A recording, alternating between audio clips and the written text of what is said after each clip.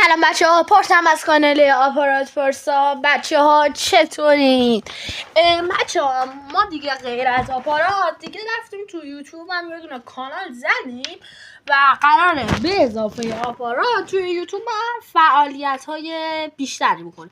ولی بچه ها همچنان هم تو آپارات برادر تو دیروز میگفت پلتفرم آپارات. خلاص آقا قراره توی آپارات هم توی روبیکا و هم داخل یوتیوب فعالیت کنیم. لینک کانال یوتیوب ما هم داخل کانال یعنی توی دیسکریپشن ولم کن. دیسکریپشن چیه توی توضیحات هست. شما فقط کافیه که روش کلیک کنید و زنگوله رو فعال کنید. برمرسی بچه‌ها ویدیوهای یوتیوب با ویدیوهای آپارات کاملا فرق داره. بذارید من یوتیوب رو بازش کنم. خب دوستان کانالمون رو آوردیم داخل، یعنی کانال رو آوردیم بالا و آقا این ویدیو همینطوری گذاشتم دیگه. فقط اینو من گذاشتم.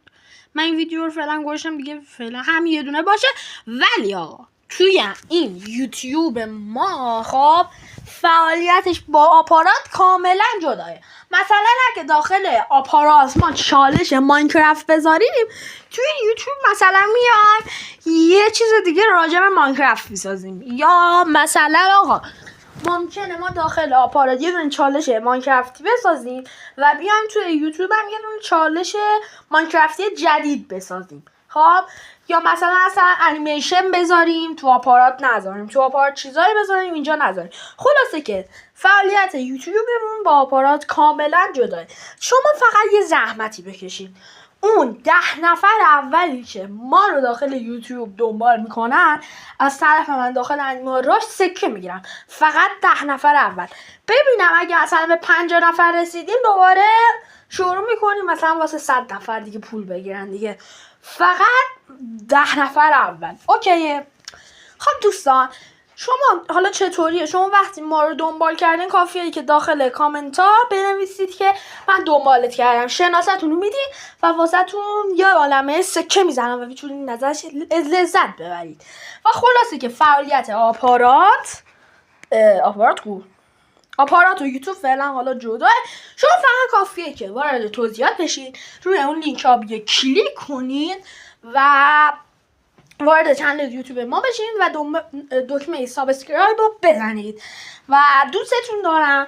امیدوارم که از این ویدیو خوشتون اومده باشه. حتما ما رو در یوتیوب دنبال کنید که انشالله 100,000 تایی و لوح گرفتن و خیلی کار دیگه. من واقعا دوست دارم لوح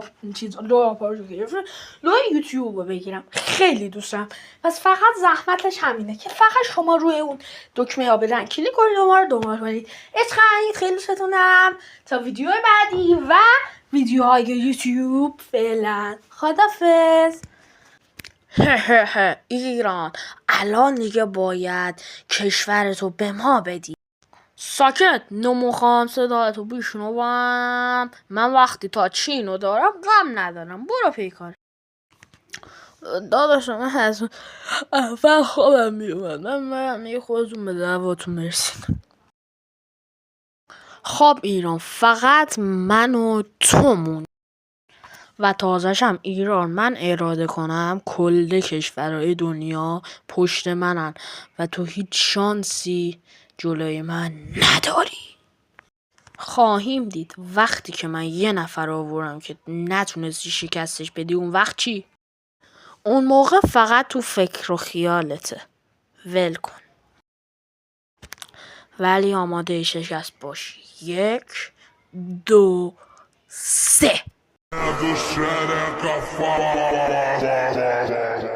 E o pedido veio do brabo.